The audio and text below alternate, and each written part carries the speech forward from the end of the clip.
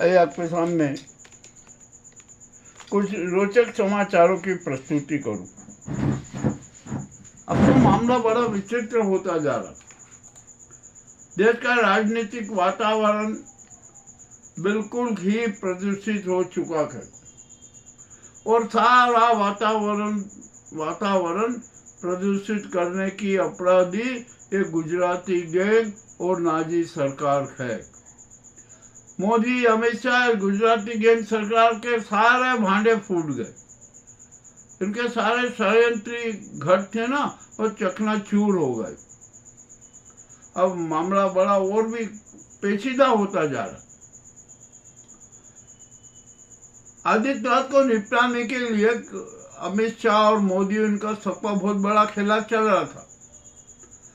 इन्होंने कहा कि अच्छा ठीक है यार, अपन नहीं निपट सकते हैं, तो इन्होंने इनकी जो खास चाहती है उत्तर प्रदेश की राज्यपाल आनंदीबेन, उसके मार्फत आदित्यनाथ पर हमला करवाया, तगड़ा हमला करवाया।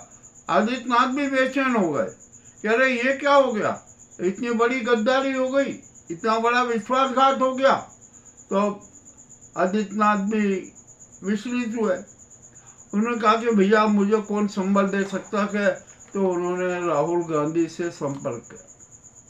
अब राहुल गांधी का साथ चाहते हैं आदित्यनाथ।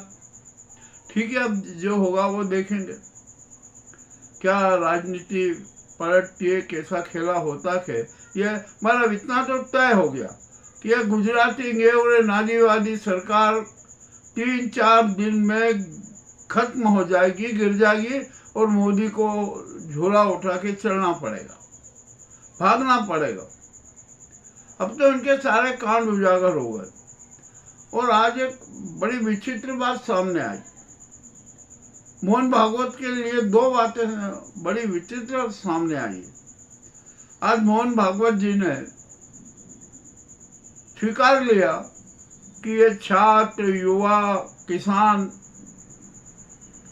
और ये पूर्व सैनिक, सेवानिवृत्त सैनिक, ये सब ईमानदार हैं और हमारी सरकार और हमसे अधिक ईमानदार हैं।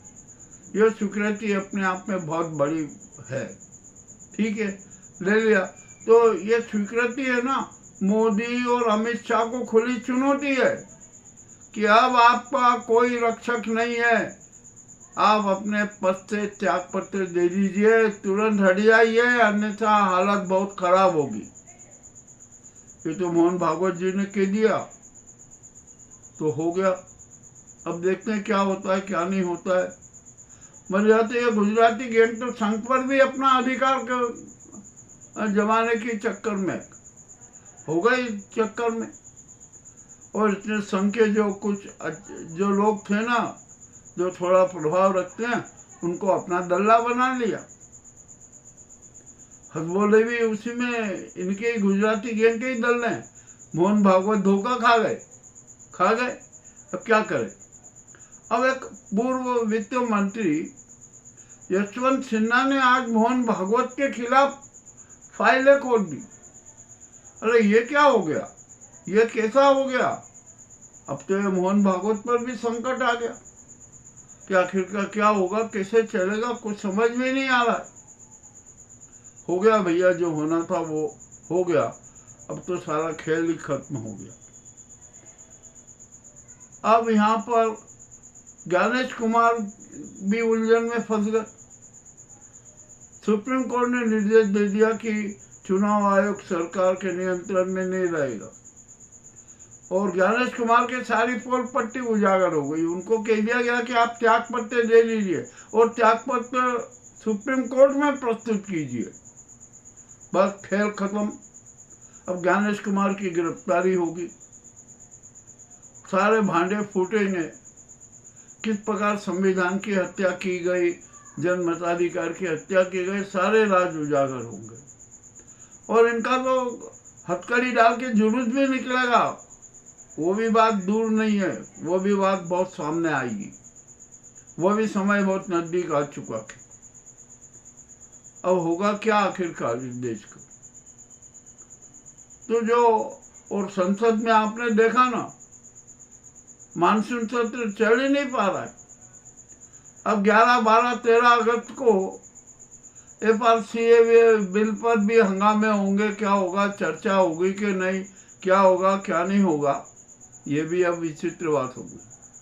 और अब तो भारत में भी संघ से कागजात मांग लिए गए हैं कि आपको कागजात देना पड़ेंगे, और नहीं दिया ना तो बहुत कठोर कार्रवाई होगी। संघ की जड़ें हिलने लगी। अब क्या किया जाए, देंगे से। ये भी दाव मोदी जी ने तो खेला था ना।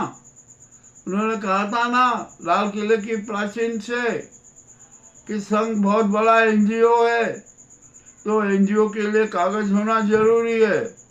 और FRCA बिल आ रहा है ना, उसमें भी बात आ गई है कि जितने भी NGO हैं उनको विदेशों से कितना फंड मिलता है, ये भी अब कैद होगा। तो संघ को विदेशों से कितना धन मिल रहा है, ये मामला और बड़ा उजागर होगा।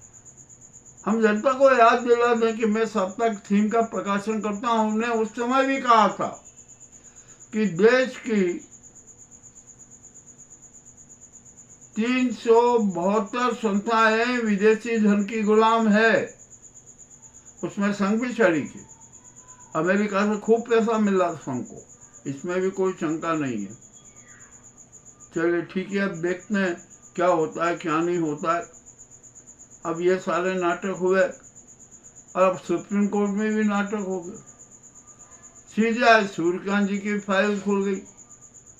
अरे कब तक ऐसा ये चलता रहेगा।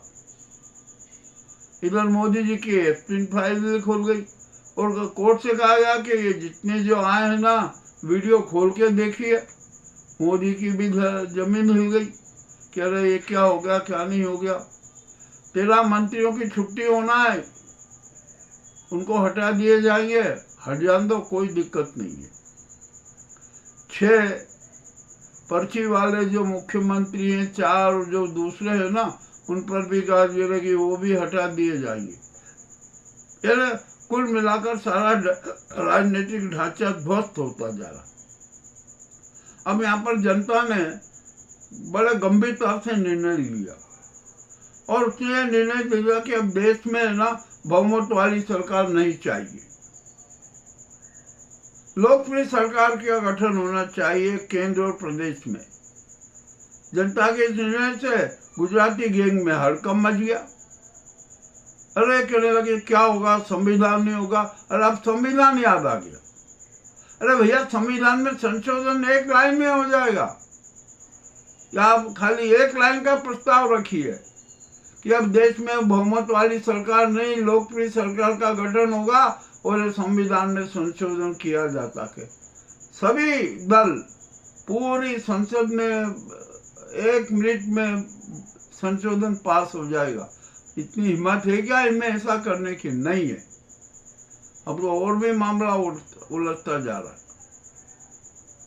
हमने तो कब से हम कह रहे हैं कि देश में बहुमत वाली सरकार नहीं होना चाहिए, लोकप्रिय सरकार का गठन होना चाहिए। उसके लिए संविधान में संशोधन भी अनिवार्य है, वो भी हो जाएगा, कोई दिक्कत नहीं है। अब इसके बाद में आज दिल्ली में भयंकर बारिश हुई। NCR में भारी जल भराव ने हाहाकार मचा, और देश के 19 प्रदेशों में भारी वर्षा का अलर्ट जारी किया गया है। चलिए, अब ये भी हो गया। ये तो प्रकृति का कहर है, सबको सहन करना ही पड़ेगा। अब मध्य प्रदेश में भी बड़ी विचित्र स्थिति हो गई। 50 से 60 विधायक बागी हो गए। उन्होंने कहा कि नहीं, हम भाजपा की सरकार के साथ नहीं है। और तो कांग्रेस और जो भाजपा के बागी विधायक मिलकर प्रदेश में नई सरकार को रूप देंगे। जैसे ये खबर अमित शाह और मोदी के पास में गई ना, वो भी बेचैन हो गए कि अरे क्या हो गया क्या हो गया क्या हो गया, कैसे हो गया। तो ये सब सारा मामला मध्य प्रदेश का भी बिगड़ गया। अब मध्य प्रदेश से और खराब स्थिति में आता जा रहा और आ गया। यूं भी महंगाई की बहुत बड़ी हुई थी, महंगाई की बढ़ोतरी थी, उस पर मध्य प्रदेश सरकार ने और थोप दिया, यात्री बसों का किराया बढ़ा दिया, 2 रुपये प्रति किलोमीटर कर दिया। तो हर यात्रा पर कम से कम 40 रुपये से लेकर 400 रुपये तक की महंगाई हो गई। जनता ने विरोध शुरू कर दिया। अब देखते हैं क्या होता है। और मजेदारी की बात यह है कि अभी सरकार ने इसको कब से लागू होगा, नया किराया घोषणा नहीं की, परंतु बस संचालकों ने बड़ा किराया वसूलना चालू कर दिया। मगर सरकार धरता चाहिए, उसको यही नहीं खबर कि क्या हो रहा है। अरे आपने बिल प्रस्ताव कर दिया, पारित कर दिया, तो उसकी तारीख भी तो सुनिश्चित करना चाहिए कि बढ़ा हुआ किराया इस तारीख से लागू होगा, परंतु नहीं किया।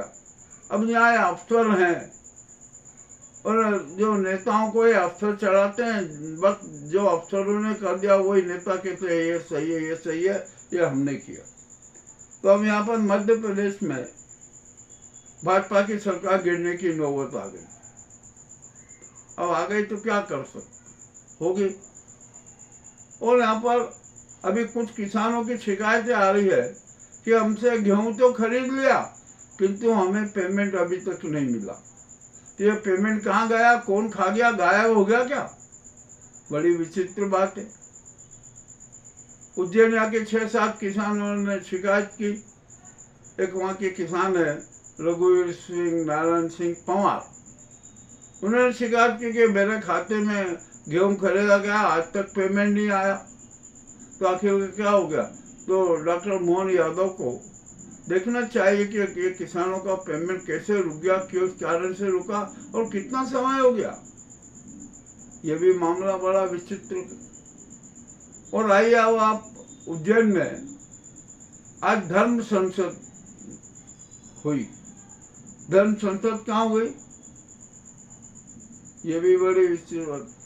भारत माता मंदिर में जो कि संघ का वो है और उसके सभागृह में धर्म संसद।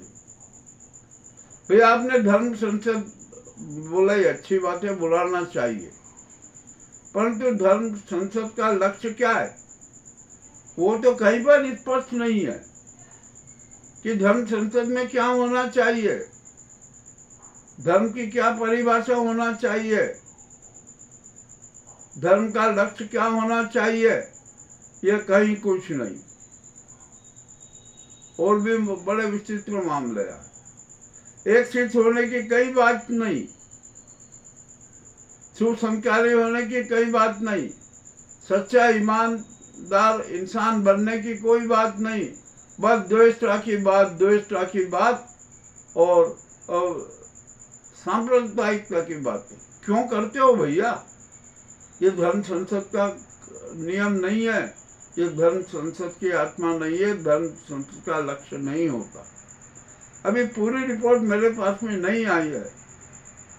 अब मैं भी मजबूर हूँ। यहाँ गद्दारों की इतनी फौज है कि जिसकी कोई सीमा नहीं, पर उनके सारे सभी के षड्यंत्र नाकाम करते हुए भी संवाद सेवा तो करना है, क्योंकि हम तो कट्टर राष्ट्रवादी है, कट्टर सत्यवादी है, सच्चा इंसान बने रहना चाहते हैं। हमें छाते झूठ, गद्दार, राजद्रोही, समाजद्रोही वाले शैतान नहीं बनना चाहते।